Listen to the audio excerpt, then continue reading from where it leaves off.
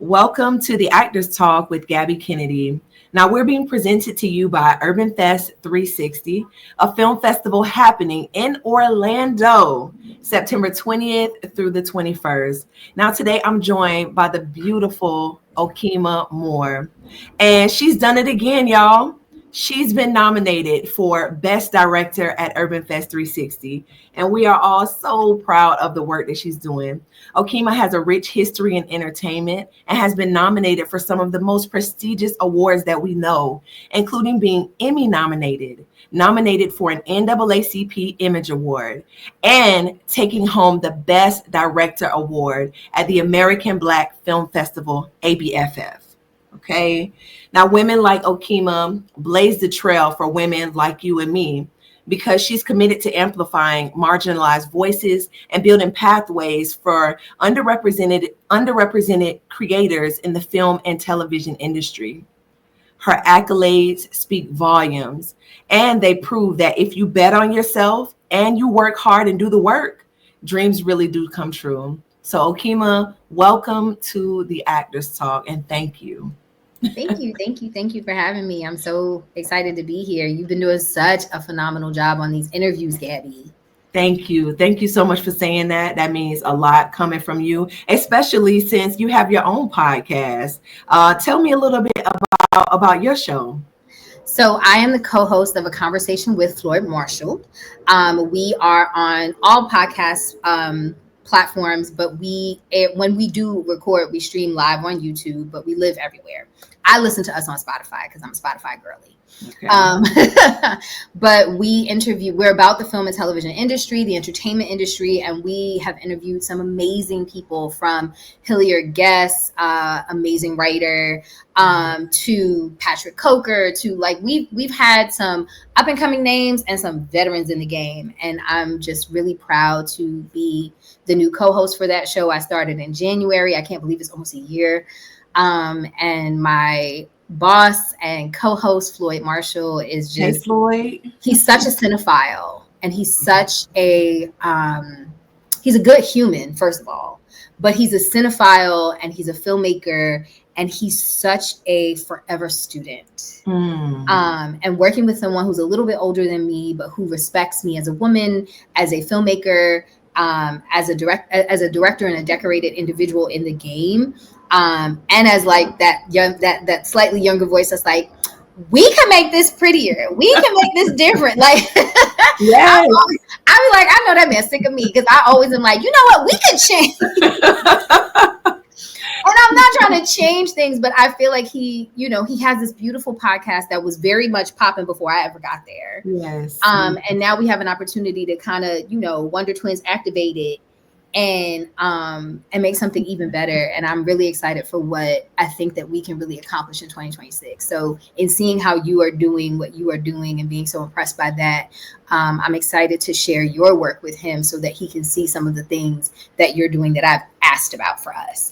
So. Oh, I love that. And I love that for you. That's why he brought you on, because you elevate his show. You bring something to the table that was needed. So, I'm wishing you guys the best. Thank you. Thank you. Yeah. Now, I heard you mention that you are a Spotify girl. So what kind of music do you listen to? What's on your playlist right now? Oh, my goodness. So some people may not know, I started as an artist. I used to be signed to Tamar Braxton's ex-husband, Vincent Herbert, back in the 90s. I was in a group, and we used to open for every 90s artist ever. So from SWV to Intro to Joe, we have toured with them all. Yeah. But so I listen to a little bit of everything. I don't chase music as a pursuit anymore, but I still do sing, especially when I'm working on projects that don't have music budgets. I usually be like, all right, I'll sing it myself. Or I'll write it myself. But I'm a huge Alex Isley fan. She's always in rotation. She's always in rotation in my world. I'm a huge Her fan. I really like, who's the young man that sings Mutt? I like him too. Yeah. Yes, I don't recall his name, but I like him a lot. Leon. Yes, Leon. I listen to a lot of old school stuff. I've actually been rocking Jagged Edge's Jagged Little Pill album all week. I don't know why, but it's in my brain. 112's album was the soundtrack to my freshman year in college. Their original album. Okay, now. Listen, I'm that old. And you know, all of these music for me is such a grounding place. I listen to music when I'm sad, when I'm happy, when I'm inspired, when I'm not inspired. It really is my all around thing. It's what I go to bed to. It's what I wake up to. Like, it really will forever be a place for me to find the thing. If I'm thinking something and don't know, or like if I'm dating someone and don't have the words, I'll send them a song. So music is like life. And then I'm Caribbean, so it's always gonna be some soca, some dance hall in there. I grew up with a Rastafarian father, so there's some roots and some, some Bob, some Peter Tosh, some Dennis Brown in there. So I listen to a little bit of everything. Yeah. Old school hip hop fanatic. I can tell you every word to Microphone Fiend, but I cannot tell you what I went into the kitchen for. That's good. That's old school right there. I know every word to self-destruction. I don't remember what I was in the living room looking for, though. Listen, wait. Menopause. I was about to say, wait, because that's a real thing, because my memory, but there's a lot of things that I can remember, but man, I find myself like, hey, hold on now. What was I doing? Oh, yeah. Perimenopause. She is not a friendly girl, but here we are. So, Okema, what aside from music, what are you watching on TV, or do you get time to watch TV? And if you do, what are you watching right now? When I'm writing, I watch a bunch of stuff, and then I don't watch anything while I'm writing because I don't want to inadvertently plagiarize anything. Yes. Or if I'm writing scripted, then I'll watch a bunch of unscripted while I'm writing, so that because I am always consuming content. Honestly, right now, I'm actually obsessed with this animated show on Netflix called Castlevania. Okay. It's a little gory. I've seen it. Okay. But I love it. But I'm also quasi obsessed with werewolves and vampires. So okay. That's probably why I'm so into it. A friend of mine introduced me, and I'm obsessed. I'm obsessed with the Gilded Age because I'm also very, very obsessed with period pieces. Me too. I'm so inclined to love that this last season of the Gilded Age, the Black elite have their own storylines. Yes. And you get to watch Dame Audra and Dame Felicia go head to head. With Danae in the middle. You know what? Speaking of that, wait, I have to show you this. This is on my desk. Let me tell you something. See, I'm a Broadway girl. Like I said, I sing. So I did musical theater for a very long time as well here in New York, both off-Broadway, off-Broadway, and Broadway. And so I know Danae, like that's like when I first saw Raising Kanan, I knew Patina from Carolina Change. Like I know Danae from her Broadway days. So like watching these Broadway stars kill it in the television and film world is so beautiful, because when I was first coming up in this game, being a multi-hyphenate or crossing mediums was taboo. It wasn't something we did, or something that, especially as Black actresses, we got to do. So watching it happen now is really empowering. My agent asked me recently, she's like, are we doing musical theater anymore? I was like, I don't know about that, but I would do a role that I could sing, and the role, I don't know if I want to do musical theater. But watching them, it makes me sometimes long for, those days. Like I remember my very first like big project was Dreamgirls, and I played Laurel, and my director was the original Dreamgirls Tony winner, Ben Harney, who played Curtis Taylor. That's dope. And so like, I miss those days, but then I'm also like, but do I? It's the schedule for me. It's the schedule. The schedule is nuts. But even in economic famine, I've had such career feasts, and I have to try to remember that when my pockets might have a little more lint than I would like them to. But I've prayed for this life. I remember 20 years ago, someone that I wanted to manage me at the time was like, I don't manage artists, because at the time I was not just an artist, but I was only really thinking about singing. And them being like, I don't manage artists. He was like, do me a favor, if on a perfect day, what would be your perfect day? And I literally realized maybe 2 years ago, I live that day every day.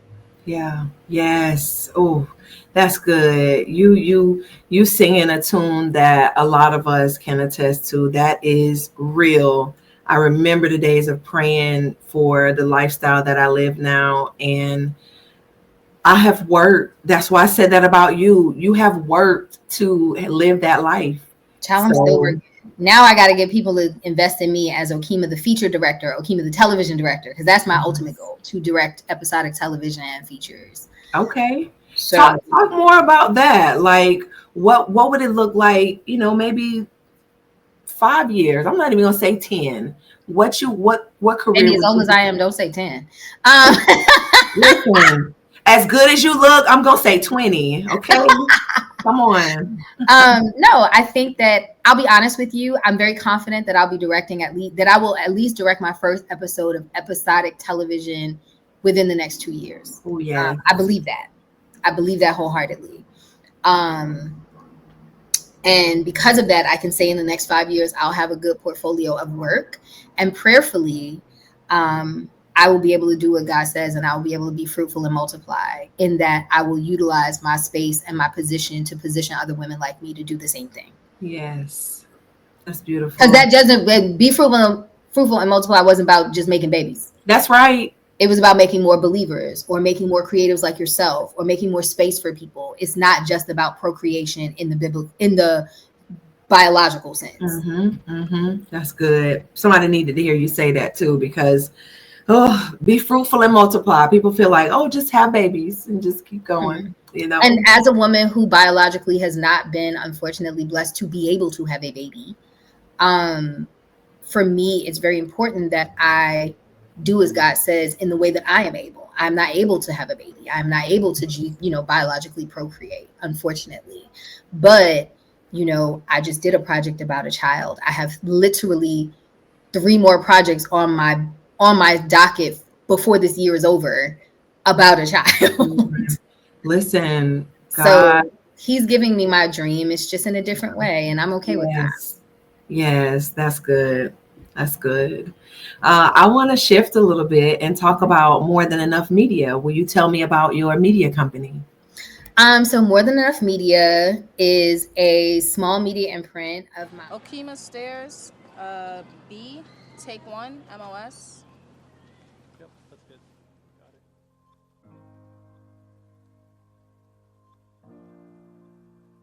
My name is Okema T. I am the founder, CEO, and Chief Creative Officer at More Than Enough Media, Inc. Growing up, I always loved media. I always loved movies and film and TV. I started as an actor, and I knew I wanted to do more. I got tired of being, baby mama number 5, around the way girl number 7. And so I figured that if I couldn't find the things I was looking for, then I would make them. But I had no money, so I had to figure out how to make it. Growing up, I really didn't always believe in myself. I didn't always see myself the way that I try to see myself now. And I always felt like I wasn't something enough, pretty enough, smart enough, thick enough, thin enough. And so when I started to create, I realized that in media, I can create a world where whoever feels like they don't see themselves, or they don't see themselves as enough, can see that they are enough, not just enough, but more than enough. Plus my last name is Moore, so it was a nice little tie-in. So that's how I came up with my company name, More Than Enough Media. Yeah, will you tell me about your media company? So More Than Enough Media is a small media imprint of mine. We are a salaried company of 1, but we outsource and have a wonderful network of creatives that we hire for when we're going to do something. And it's so funny you asked that. Last year, my company created a doc. It was actually a package for the Black Public Media's Pitch Black Awards. They do a Trailblazer Award every year. And so last year we did one on Lillian Benson. And for anyone who doesn't know who Dame Lillian E. Benson is, she's about 4'11". Okay. And she is a firecracker. But she is also the first Black woman to be inducted into the American Cinematic Editors Organization. And she is amazing. She has edited everything from Eyes on the Prize to Joe Lewis, former representative John Lewis's documentary, to Debbie Allen's dance film, to Greenleaf, to great, like she has edited everything, film, TV, doc. She is her. Yes. She is her, and has been for the last 50 years. And they hired my company to do the package for her, which then we treated like a mini doc and wound up winning a Silver Telly Award for. Wow. So MTE Media for me is the place where I get to not just be in charge, not just be the boss, but really put $1 in a friend's pocket. It's the place where I get to be philanthropic. When I was making good bread, like during the pandemic, when the pandemic first hit, I was on tour with a musical, and we had done our first city, and then the pandemic hit. Mm-hmm. So I went and became the line producer and post supervisor for this beautiful doc series. If you've never seen it, check it out. It's called Unladylike. It's by PBS and American Masters. Sounds familiar. That was one of my Emmy nominated projects. Wow. So I personally don't have an Emmy nomination. I have been producing on Emmy nominated projects. Let me just make that clear. Okay. It's coming, but it's not here yet. Thank you. But we were locked up. We were inside. And the house that I live in, where you see me now, is the house I was raised in by my grandparents. And I was gifted this house. I inherited this house. And it is the reason why I'm able to be the creative that I am, because when times like now are financially lean, I have a house with tenants. So it kind of pays for itself, which is very helpful. Yes.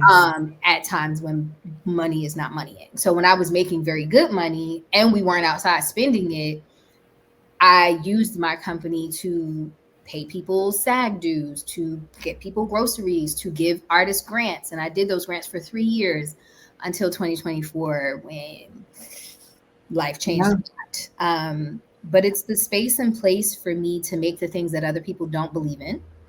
It's the space and place for me to educate. I also mentor. I am a teaching artist, so I have a couple of independent students that I teach and that I mentor about the business and whatever their interest is in the business.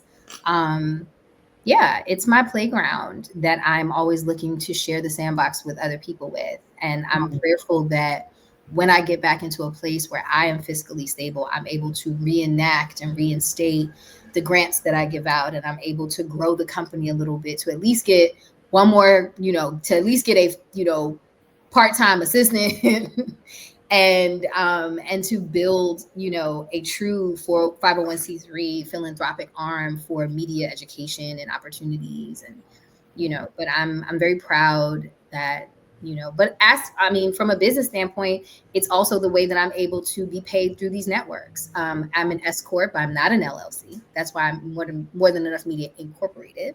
And I say that because if you are a for-hire director or producer, when you work for these companies, they pay More Than Enough Media, and then More Than Enough Media pays me. Correct. I'm under a lot more scrutiny, but I also save a lot more, can write a lot more off, and can do more with the money.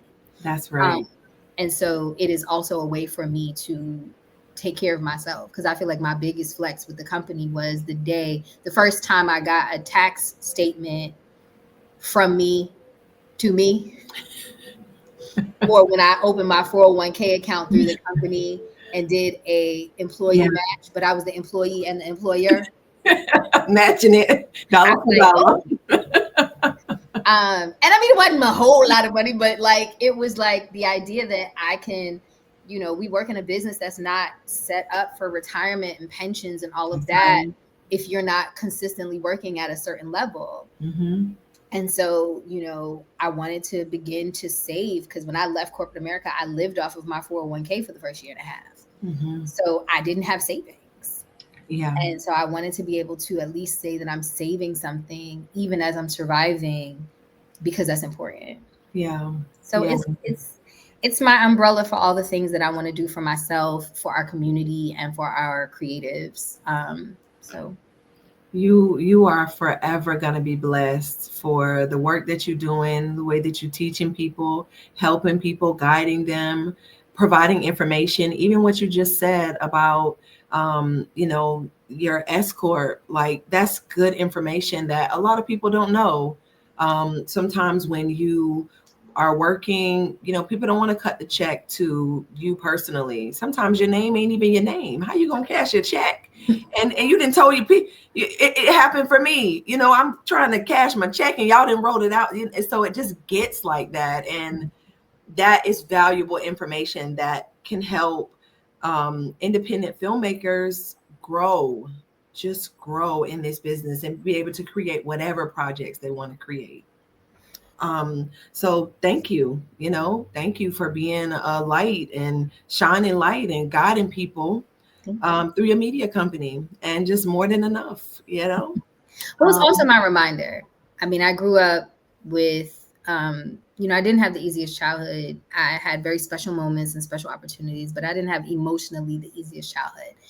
And I grew up always feeling not enough, not something enough. Mm-hmm. First, not thick enough, then not thin enough, not pretty enough, not light enough, not dark enough, too American, not American enough.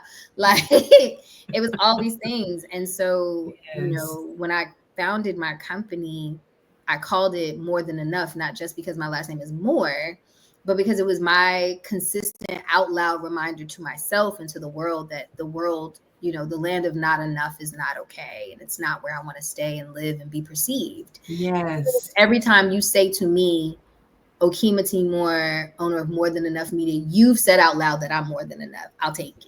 Yes. I love that. It's a constant reminder. Mm-hmm. Okema, what fuels your creativity as a director, as a creative? What fuels you? It's so funny. I get asked this question every now and again, and I think my answer always makes people wonder. I grew up listening to a lot of Mary J. Blige, and I love Mary, right? I love Mary from Real Love to today's stuff, right? I have a soft spot for her because I feel like nobody allows her to be her happiest self and successful. Everybody loves to buy sad Mary songs. It's kind of like Big Luther and Little Luther. Mm-hmm. Like nobody want that man skinny. Like, and so I recognized that stuff really early, and I was like, okay, I want to be successful in my world like these individuals, but I don't want to set myself up to where the place that consumes my art only wants to consume my art when I am consumed by trauma, by pain, by issue. And I got enough to go around, trust. But I never wanted that to be my muscle memory for creativity. So for me, I'm not always motivated. I try to lean more into discipline than motivation. Okay. Because discipline, you do it regardless. Motivation, something has to spark. Yeah. And I don't always be sparked, honey. Like spark don't be sparking all the time. Mm-hmm. So the thing that fuels my creativity is my desire to do the things that bring me joy, even if the subjects are not joyful. As a director, what fuels my creativity is showing up for my team, for my actors, for my crew.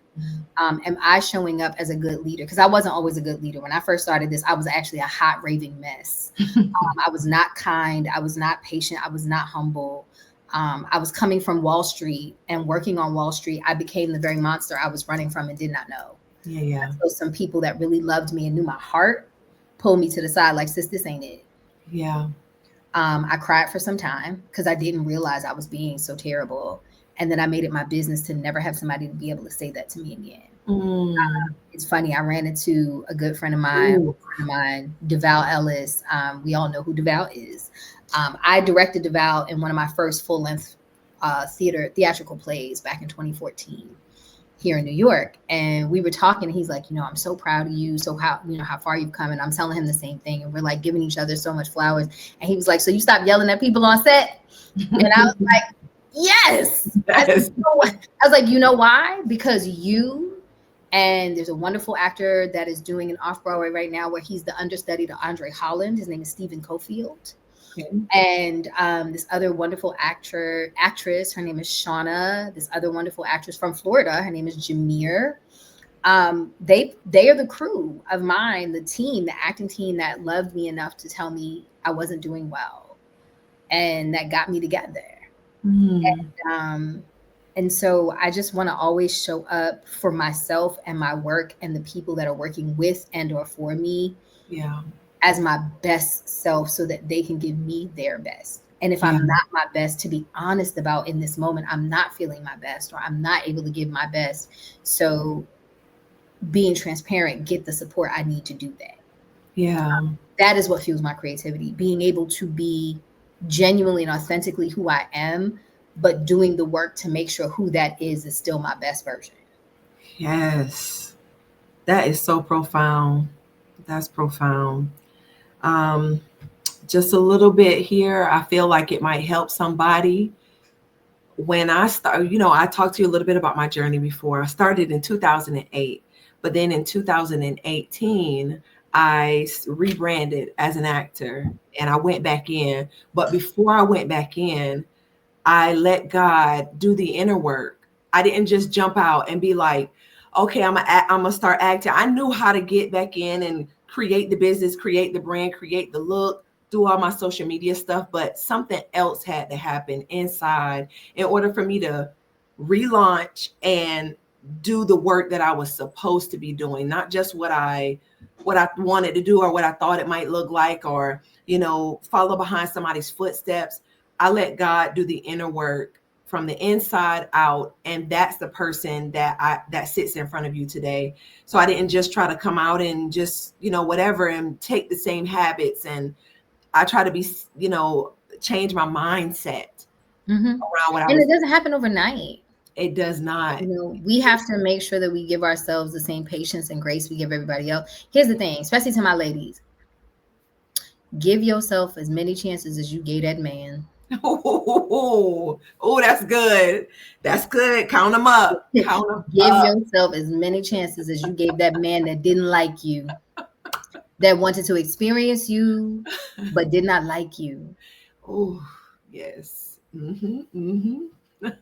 All right. We're going to leave it right there. Okay. All right. I'm a shift a little bit, and I got a quick little fun game. I think it's going to give people a peek into your mind as who you are as a director, creative. All right. It's called This or That, and it's a director's cut of This or That. All right. I'm going to give you 2 options, and you pick one of the options as quick as you can. Okay. So the first one, scripted series or feature film? Scripted series. Night shoot or early morning call time? Baby, it's all the same thing on set. Okay. All right. Brooklyn pizza or LA tacos? Brooklyn pizza. Brooklyn pizza. Scripted or improv? Scripted. Scripted. Why you say? Okay, we're gonna come back to that. All right. Crying scene or fighting scene? That one's hard. Okay.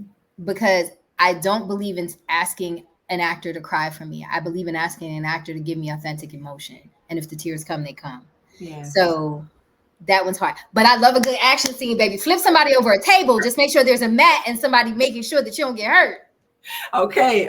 So we're gonna say fighting scene. Fighting scene. All right. Because I really want to do action. So yes. Okay. Documentary style or narrative drama? Narrative drama. Okay. Directing actors or directing crew? Directing actors. Okay. Red carpet glamour or comfortable shoes at a private premiere? Sneakers at a premiere. Sneakers, me too. All right. And the last one, one long take or 20 quick retakes? That's apples and avocados. Okay. But I mean, if you get it right in the one take. Yeah, but one long take also pisses off your DIT and your editor. Okay.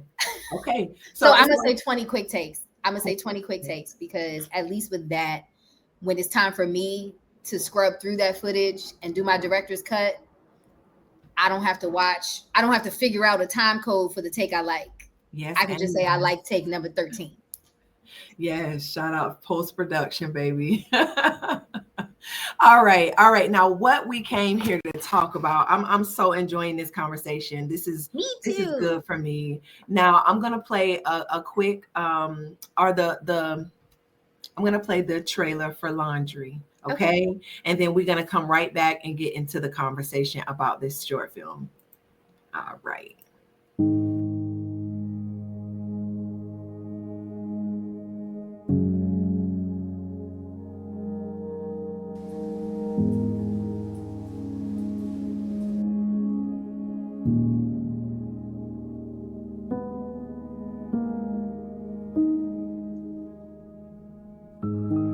You hear that? What? Nothing. Oh. When's the last time we heard nothing? Oh, my goodness.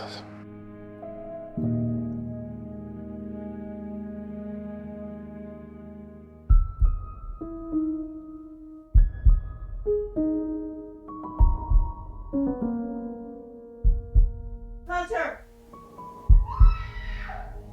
What, Riri, what's wrong? He's put me in, he's not breathing. So you can say he's not breathing. What happened, Rick? No. It's not working. Are you okay?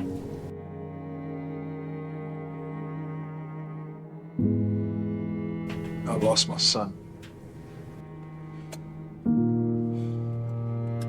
That's something no parent should ever have to go through. I was tearing us apart. I'm gonna go finish the laundry. I'll see you. Washing machine's broke again.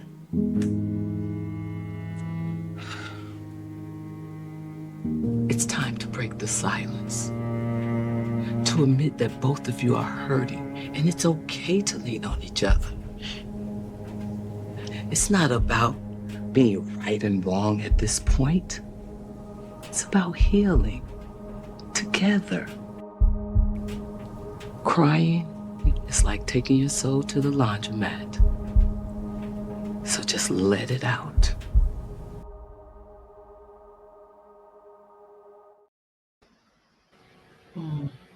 I have not watched that trailer in so long. I was like, oh, this is good.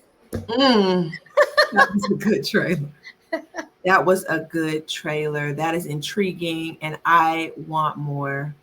Okema, please tell me about the short film Laundry. Whew. So Laundry is based on true events. It's written and produced by Tariq Miller. The true events are true events from his life with his son. It is produced by myself, Tariq, and Wink Woodall, Ronald Wink Woodall. Stars Daniel Monet Truitt and Tobias Trevelyan.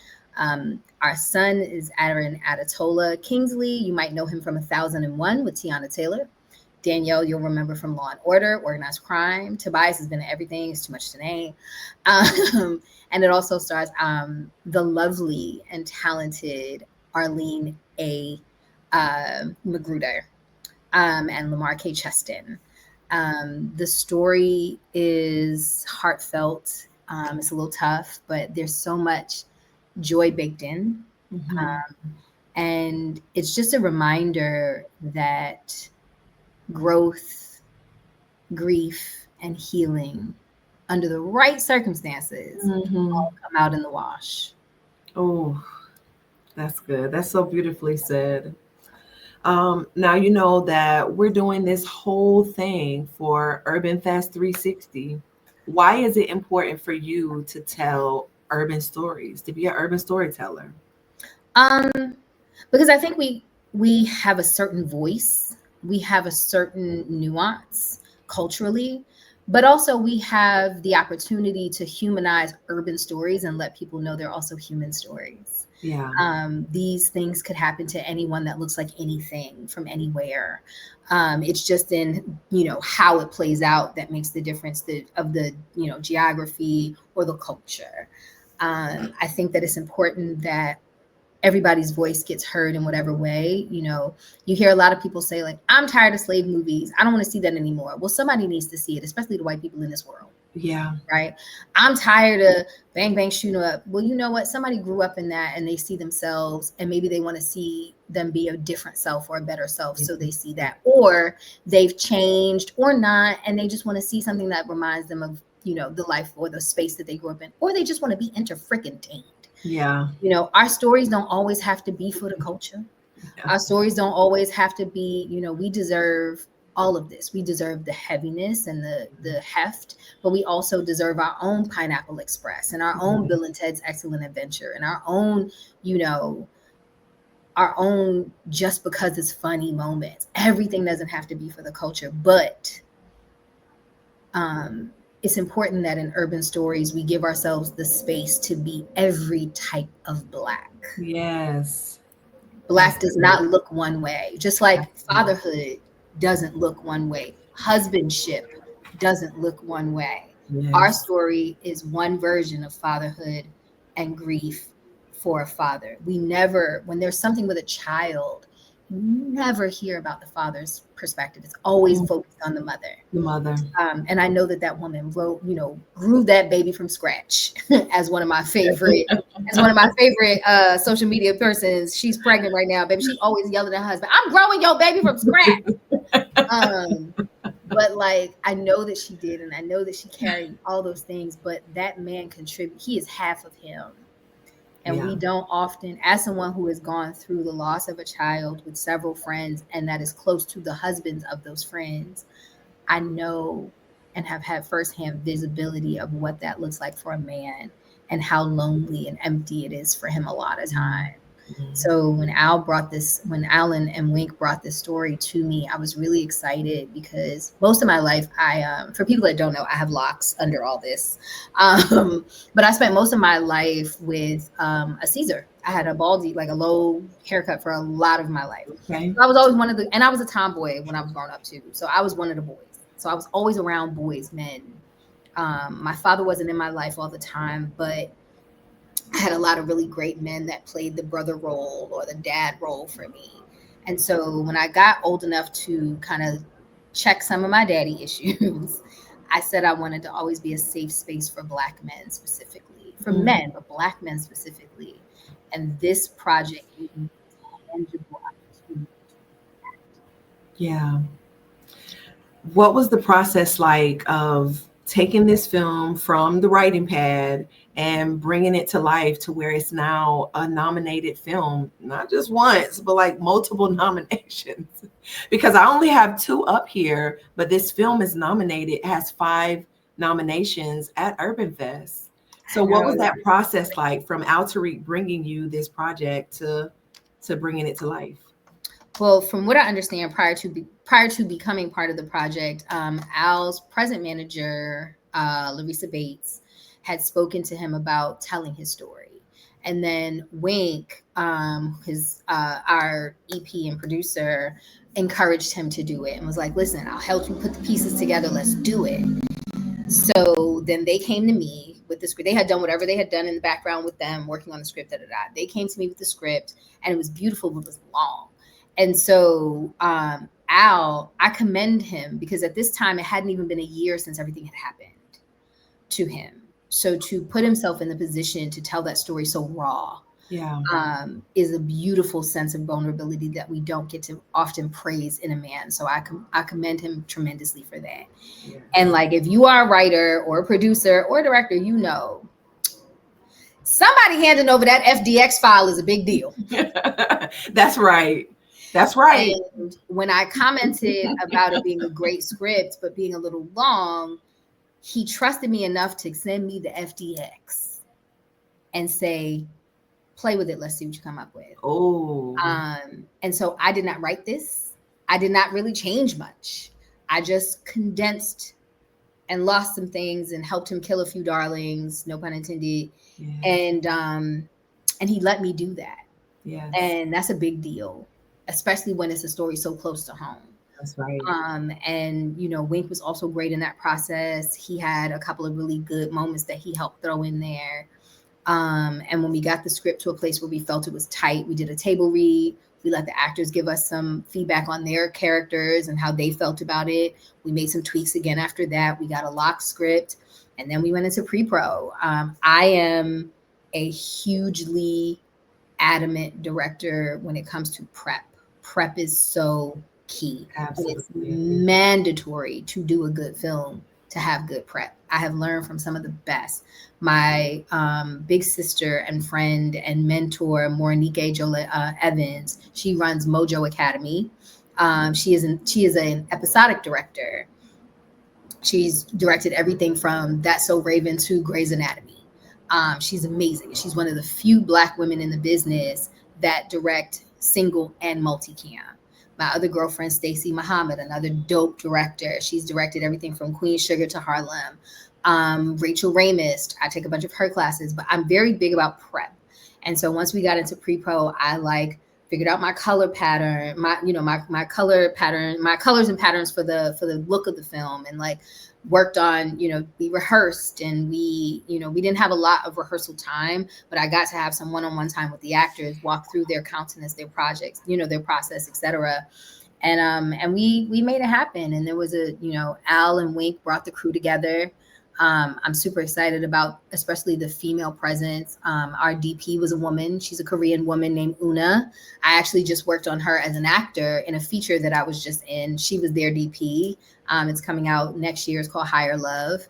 And then our second AC was a woman, young lady, Kejari. When I tell you she was on it, honey, she's and then we had wonderful production designers who were women, and it was just so many Black and brown women, both Black, brown, and yellow women, that were helping to undergird this take. And then the Black men that were there made sure we were okay.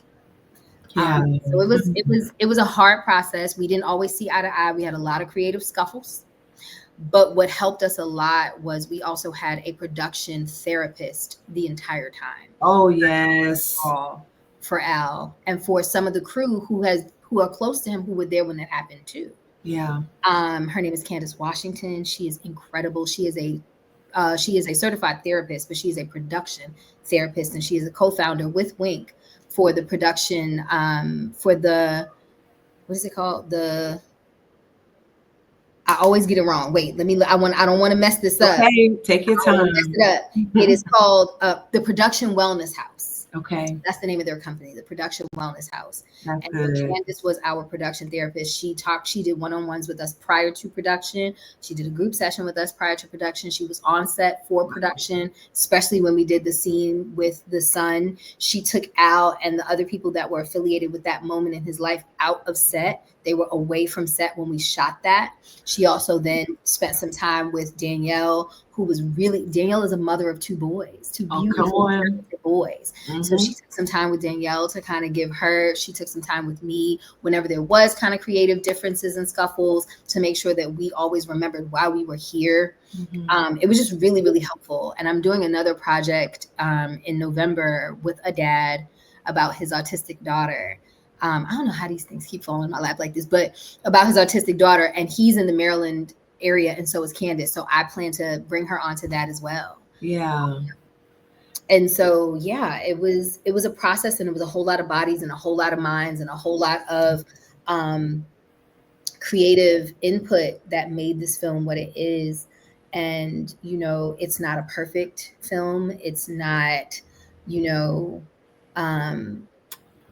it's a whole bunch of things that you could say it's not, but it's so many things that it is. And what it is being seen and loved and felt. And so as a director, for every little thing that I watch now that I think I could have done different, because, we're never satisfied, child. Mm-hmm. What I'm glad that I did differently is walk away. I'm glad that I was a part of it. I'm glad that, we're seeing it on the festival circuit and able to talk about our why and our what and our how. And that people care. Yeah.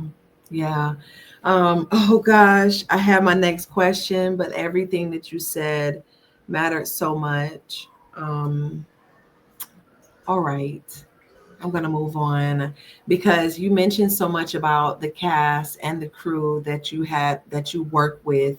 Were there any behind the scenes moments that no, I have to stop myself, because I want to ask about the therapist Candace, when did that start to become implemented on set? Because I think there was such a big conversation around the fact that we need therapy before and after these roles, and you just perform and then they just leave you with it, and you have no way to place those feelings. So when did they start to incorporate therapists on sets? I don't know about sets, but our therapist was with us from my first meeting. Okay. So I can't speak for other sets. I do remember being a part of when the COVID hit. I was on tour with a Broadway musical, and it was a new show.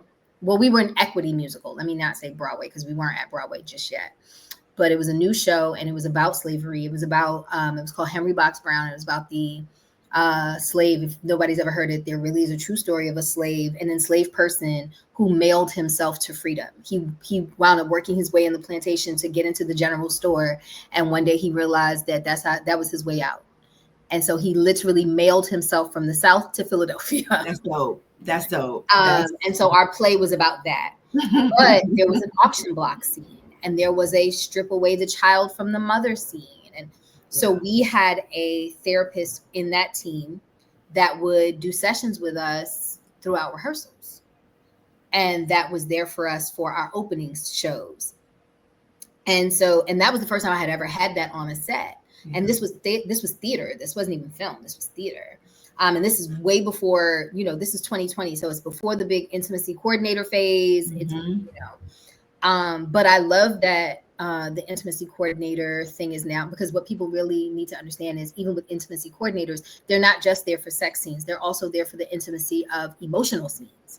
But when you have something that is steeped in so much trauma, or that the team is so close to with the trauma, I think that having a therapist on set is really hugely important. And the work that Wink and Candace are doing with the Production Wellness House, they just did a really dope panel with the DGA. She did a really beautiful event with Pharrell's organization. I think it's Black Infinity, the one that gives the $1 million. She did one with a beautiful workshop with them in Martha's Vineyard. So they're getting around, and people are really starting to see the need for that, because especially with, as someone who comes from a lot of doc and unscripted, that work is literally making people relive their trauma. I was one of the producers and second unit directors for Oprah's doc on COVID called Color of Care. And I can remember, and what's funny is 5 years ago today, I was on set in Jackson, Mississippi, interviewing a woman who had spent her 40-something years with her husband and who died from COVID. And today is the birthday of my Uncle Joe, who I lost to COVID.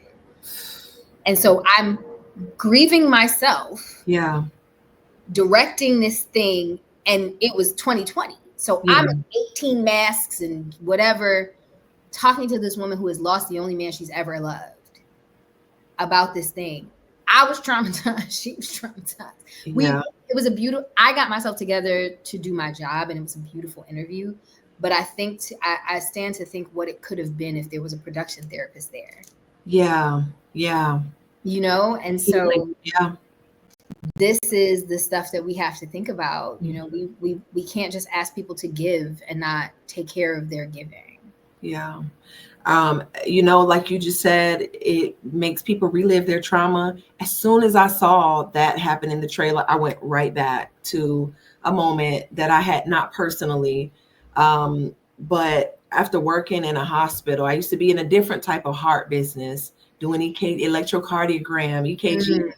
And now I'm in a different type of heart business, but I can remember seeing a child like that, and I couldn't perform. I couldn't work. It took me out. I had to leave. I was done because the child was similar, around the same age as my son. When I see that I went right back. So I'm like, I'm trying not to be emotional, but it is emotional. So as you say that you guys had somebody that was there that was helping you through that process, that's a beautiful thing. And that's something that needs to continue to happen. That's all. It was beautiful. I can never thank Wink enough for making sure that that happened. Yes. And Candace enough for being the person that it was. Because to this day, I still communicate with her when I'm going through or challenged by something, and she's always there for me. Yes. And, you know, as a director, actor who presently is not working, I don't have coverage. Yeah. So having access to someone that I don't have to bankrupt myself to pay for in the moment is also a blessing. Yes. Now, she ain't out here to work for y'all for free. Yeah. Like, let's get that clear. Yeah, but that's right. We have established a rapport and a friendship and a sisterhood. And so I don't inundate her, but if I'm really struggling, I know I can reach out to her and just be like, sis, I just need to talk. Yeah. Yeah. So, maybe that's why people don't do it so much, because it's not free, but pay them people what they worth. It's so worth it. Or understand that we are also in an economic crisis, and we have to get back to some of the things we did before capitalism took us over. Mm-hmm. People deserve to get what they're worth. However, if you're not in position to pay somebody what they're worth, find out what you have that is valuable to them that you can offer. Bartering is still a thing. It should not be your first mind, right? To not pay people their worth. Yeah. But we have to now really, especially now, it is dangerous for us. It is Green Book level dangerous for us again. Yeah. Right. Yeah. So we have to remember to start to I have a very good friend named Krishna who is like such a sage and such a griot. And she's always talking about community. And like, we have to get back to the place where we fill in the gaps for what capitalism has taken from us. Yeah. And so because there are 300,000 Black women that are unemployed presently, that have lost their jobs in less than a year due to this administration and their policies and their aid, we have to get back to a place where we are supporting community with more than thoughts and prayers. Yes. Thoughts and prayers don't help us a lot, right? So if you need these services and you cannot pay for them, you may not find someone that's willing to barter, but you also may if you figure out what your valuable thing is. That's another reason why you can't be in this just for the fame or the like, what is your value? What is your value add outside of this thing?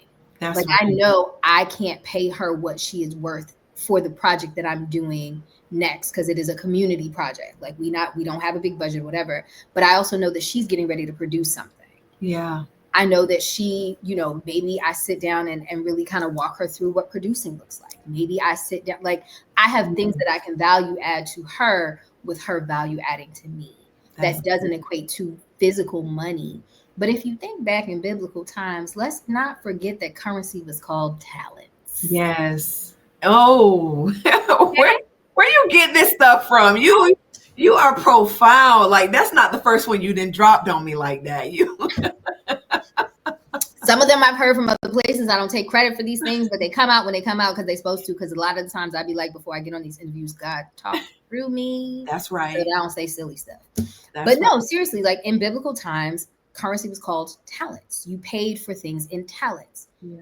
We are getting back to a place where we may, you know, they all talk about Christianity and Christian and that'd be very antithesis to the word I know. Yeah. But as community, we got to lean into the things that we can offer that may be outside of capitalism, so that we can still have community when these people are done whatever it is they're trying to do. Yeah. That's real. That's real, Okema. That's so valuable coming from somebody like you. People are going to respect that and move forward just like that. I know I am. But it's what you're doing. Yeah. I can't afford a publicist. We're up for 5 awards. I'm on a beautiful Black woman's show. Yeah. Who's talking about what we're doing. Yeah. That is publicity that I can't presently afford to pay for. Yeah. So it is still an exchange of value here. Yeah. And please believe we're going to make these clips go. We're going to put them in go mode. All right. Would you like to share any behind the scenes moments that made Laundry special for you? I think the biggest thing about Laundry was working with people I genuinely love. Like Arlene A. Magruder.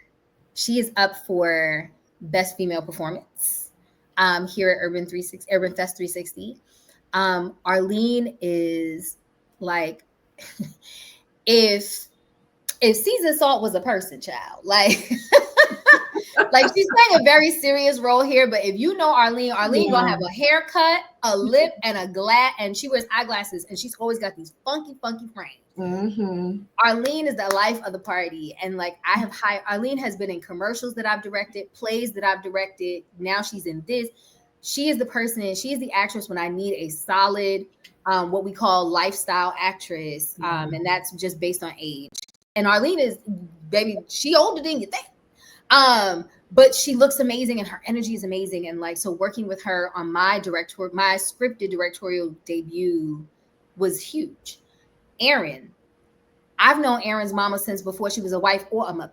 Mm-hmm. Mm-hmm. So being able to remember when she was pregnant with him and to now have him and have her not see it robbery to put him in my work means so much, especially because what y'all might not know about my young man is he is the youngest, I believe at this point, he is the youngest NAACP Image Award nominated actor. Ooh.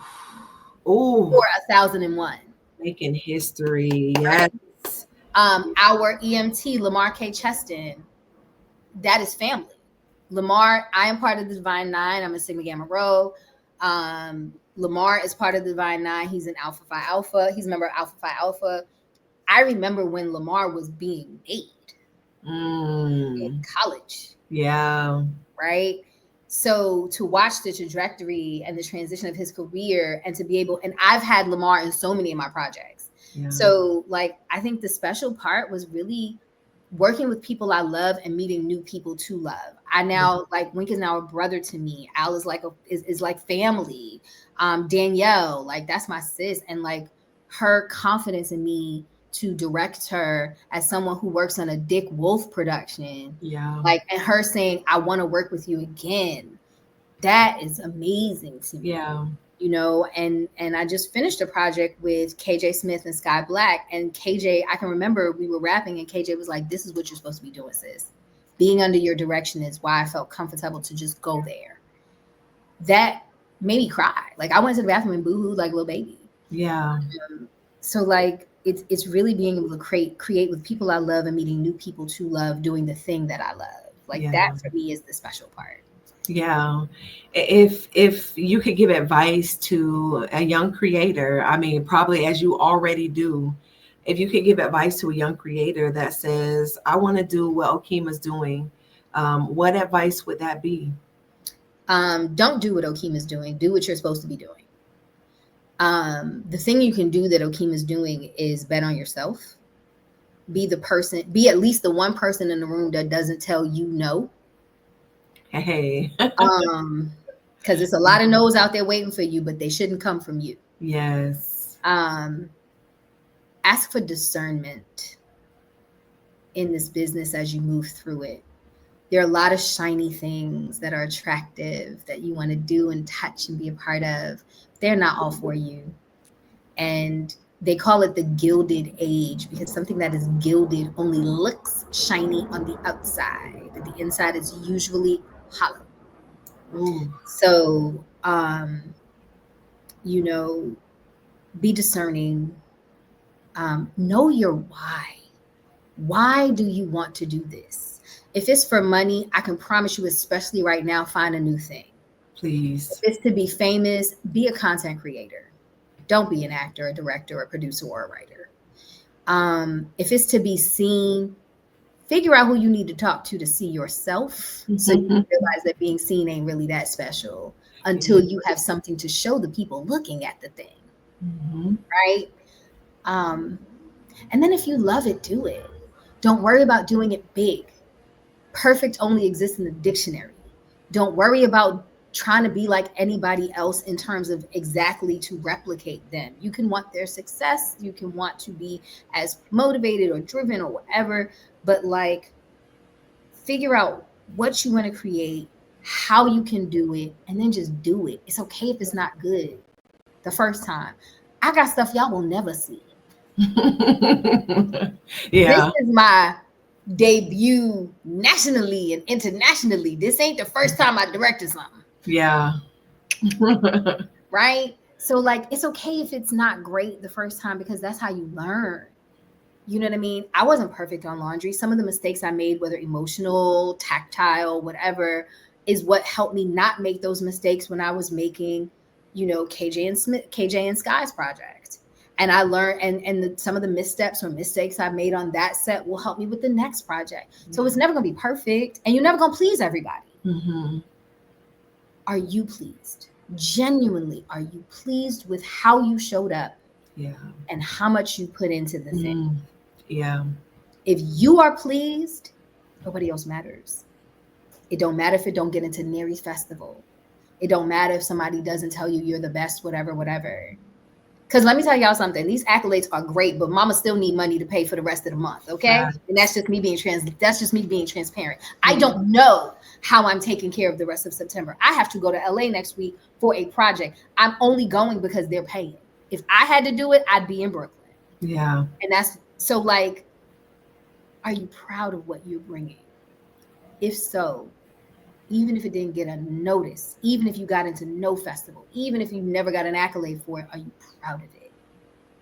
Then you know you're doing what you're supposed to be doing. Just gonna sit. We're just gonna sit right there. Oh, Okema. All right. That was really good advice, real solid advice, and profound, as you have been throughout this whole entire interview. When people watch Laundry, what is the message that you want them to receive? That grief and healing can come out in the wash. That's good. Okay.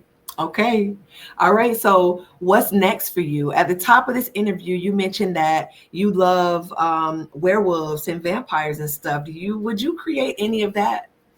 Oh my God, I would love to. I am a director, a producer, and an actor who writes. I'm not a writer who directs, produces, and acts. Okay. And I say that because I have made sure that I'm a good writer, so I know how to give good notes. I don't always have to write the thing, but the first, so we'll see about that. But what's next is I'm actually headed out to LA next week. I am a part of the GLAAD Black Queer Creative Summit. I'm one of the cohorts this year. So I'm really excited to go and learn some things and be in community and be, and be an ally, but be in my community as well and learn and grow and and network. I wrote a very funny, but very honest queer short that I'm trying to find funding for. So hopefully I'll be able to pitch it out there and see what I find. After that, I'll be directing a short in November for a wonderful actor named Muhammad Williams. We call him Mo. And I have another short that I'm going to be doing very bare bones. I'm shooting it in my house. It's 2 actors. But I'm one of the actors, but I'm also going to be directing it. It's a thriller, but it's like a 7-pager. So it's in and out. So yeah, I'm going to keep creating until somebody hires me to make some money. If I can't make no money, I'm going to make some art. Let's see what happens. Those two go together. You watch. I will. You know what? I received that. Yes, I need them to. All right, Okema, how can the community of filmmakers support you in the work that you do? What does that support look like for you? And I always ask this because people think they know how to support you, but it's different when you tell your friends and your family exactly how to support you, what you need. Support looks like ensuring that every time you check in, it's not for something. I feel like a lot of, and I don't feel like it's malicious, but I'm in a very interesting space right now where I'm creatively vibrating, but I'm also in a space where my finances don't allow me to be as open and full in my creativity as I'd like to be. So sometimes what really is currency right now for me is, how you doing? Yeah. Do you need something? Can I give you a hug? Yeah. You're doing a good job, even if it doesn't show in your bank account. Little stuff like that. Like, yeah. I don't ask for much. I don't even ask for fiscal support because everybody's struggling right now. And so I'm not trying to be a burden on anybody financially. I'll figure my stuff out. God always comes through in a clutch somehow. Yeah. But just support for me is coming to the festivals and watching the films, watching my interviews, sharing the information and the socials. And then every now and again, just, ask a girl if she's okay. Because a lot of times I am, but there are tons of times I'm not. Yeah. All right. You heard it here first, and that's real. Okema, where can we connect with you and find out more about your work and just keep up with what you're doing? Because I find inspiration. You may see your people one year and then they pop back out and they on a whole nother playing field. So how can we connect with you? Easiest way to connect with me is on Instagram. I'm really starting to figure out these other platforms that are Black owned and a lot more friendly to us. But for now, I am on Instagram. I don't use that former Bird app, but I am there. But everything I'm on is under my name. So Okema T Moore on Instagram is the easiest, quickest way to get to me. I read all my messages myself. I'm not at a place where somebody else runs my page. It's me. It's me. And I'm revamping my website, but it still is up and you can see at least some of my previous work there. And that's at morethanenough.com. So, please feel free. I answer back as long as you're not weird. Because I do have like a real life stalker. Yeah, it's rough out here. But I answer back and I engage. And, if there's a way that I can support what you have going on, and I have to say this, if there's a way I can support what you have going on and I have the emotional and the time bandwidth to do it, yes, I will be supportive. If I do not, I will be expressive of that. Kindly, but I will be expressing that. Yes. But just know that, like, whatever it is you want to do, you can do it. You just have to figure out, do you want it enough to do whatever it takes? Yeah. All right, Okema, that brings our interview to a close. You have been a great conversation. Thank you so much. You don't know how much this means to me, how much this conversation filled me up. And I don't mean to be me, but God is working and this has really filled me up. So thank you for your time today. And come and see Laundry at UrbanFest. I believe it shows on Sunday. Is that correct? Yeah, we are. So Laundry shows at UrbanFest on the 20th. I believe it's the opening night, right? Opening night is the 20th. Yeah. So on the 20th, I believe we're at 6 p.m. Okay. I will not be there because, like I said, I'm going to LA for this fellowship. But our nominated Arlene A. Magruder will be 5 nominations. She will be in the house. Shout out to our lead, Tobias Truvilian, who is also nominated for Best Performance Male, and to our full team for Best Social Impact. Hey, Al, for Best Short, and then myself for Best Director. Thank you so much for seeing us and seeing me as a good director for this project. I so appreciate it. Yes. Yeah. And you so deserve it. That's why you're going to continue to be blessed. Be blessed with all the crew you need, all the right cast that you need to continue to bring these projects forward. As you continue to move, the money is going to flow easily and freely to you. I receive. Listen, you're doing the Lord's work now. Okay. So keep it up. And I'm going to continue to be your fan and advocate for you. And you're now my friend. Listen, yeah, okay. All right. Now I feel good. All right, now I got to go back to New York. Listen, call me. Okay. Okema. So you guys, UrbanFest is happening in Orlando, September 20th through the 21st, and we look forward to seeing you all there. Okay. Bye, Okema.